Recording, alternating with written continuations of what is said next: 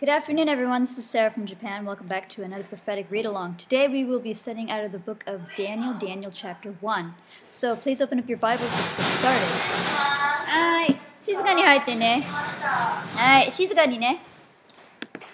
Alright, so Daniel 1. In the third year of the reign of Jehoiakim, king of Judah, came Nebuchadnezzar, king of Babylon unto Jerusalem, and besieged it.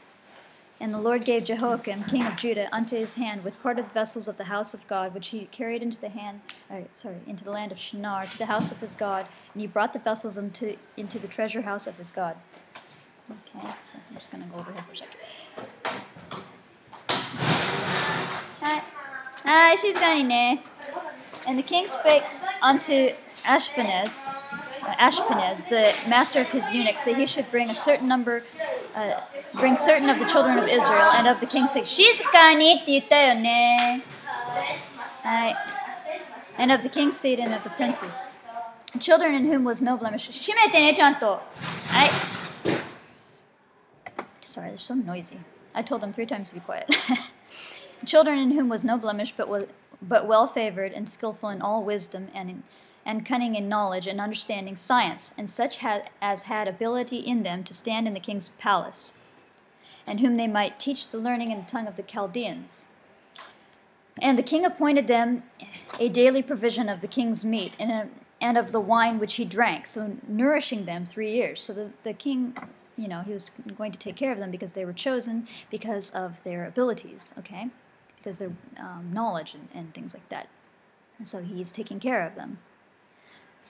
And the king appointed them a daily provision of the king's meat and of the wine which he drank, so nourishing them 3 years, that at the end thereof they might stand before the king. So he's kind of getting them into shape.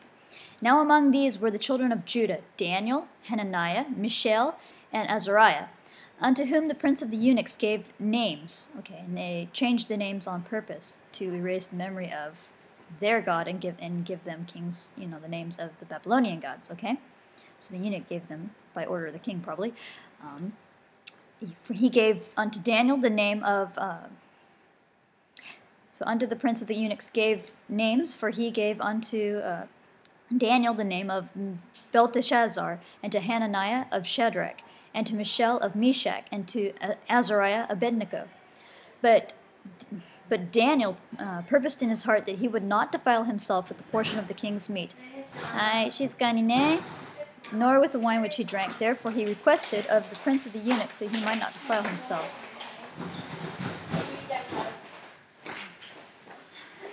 Now God had brought Daniel into favor and tender love with the prince of the eunuchs. And the prince of the eunuchs said unto Daniel, I fear my lord the king, who has appointed your meat and your drink. For why should he see your faces worse, liking the children which are of your sort? Okay, so, the eunuch is afraid here. He's afraid, well, if my king sees that you're not in good shape, you're like the other ones of your kindred that are not in good shape, then, I'm afraid. So he says, and the princes of the eunuchs said unto Daniel, I fear my lord the king, who has appointed your meat and your drink. For why should he see your faces worse, liking than the children which are of your sort? Okay, even worse than the children, the other children. Then shall you make me endanger my head to the king? Because, the eunuch's head will get cut off, most likely. Okay, then said Daniel to Melzar, whom the prince of the eunuchs had set over Daniel. Okay, Hananiah, Mishael, and Azariah. Prove thy servants, I beseech thee, 10 days. It says, test me. Because Daniel doesn't want to eat the meat. And as I mentioned in the comments, as I read, it's probably because the meat is defiled. Either it was cut in a way that was not according to the Levitical laws, or it was offered to idols. I'm not sure which the case is, but Daniel, does not want to go against the rules of his God and dishonor his God. So he says, here, I beseech thee, 10 days, and let them give us pulse to eat, which is beans and lentils and stuff like that. Refer back to the commentary, okay? And water to drink.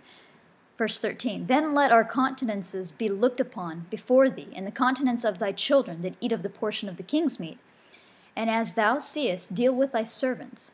So he consented to them in this matter, and proved them 10 days. So he waited 10 days. Okay. He says, let's see.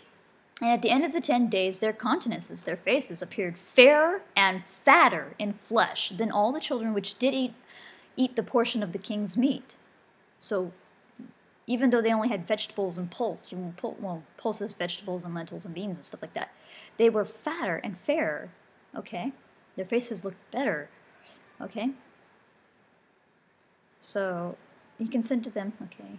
And at the end of the days, 10 days of their countenance appeared fairer and fatter in flesh than all the children who did eat of the portion of the king's meat. Thus Melzar took away the portion of their meat and the wine that they should drink, and gave them pulse. As for these 4 children, God gave them knowledge and skill in all learning and wisdom, and Daniel had understanding in all vision and dreams. Now at the end of the days that the king had said he should bring them in, hello, shizuka Then the prince of Then the prince of the eunuchs brought them in before Nebuchadnezzar. And the king communed with them, and among them all was found none like Daniel, Hananiah, Mishael, and Azariah. Hello. Hello. Therefore they stood before the king, and in all matters of wisdom and understanding the king inquired of them. He found them 10 times better than all the magicians and the astrologers that were in his realm. And Daniel continued even unto the 1st year of King Cyrus. すごいね、先生。なんで？まつげがさ、黄色くなってて可愛い。おばあちゃんが作ってくれて。かわいいね。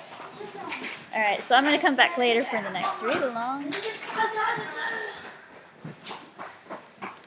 遊び？おもちゃ？おもちゃじゃない。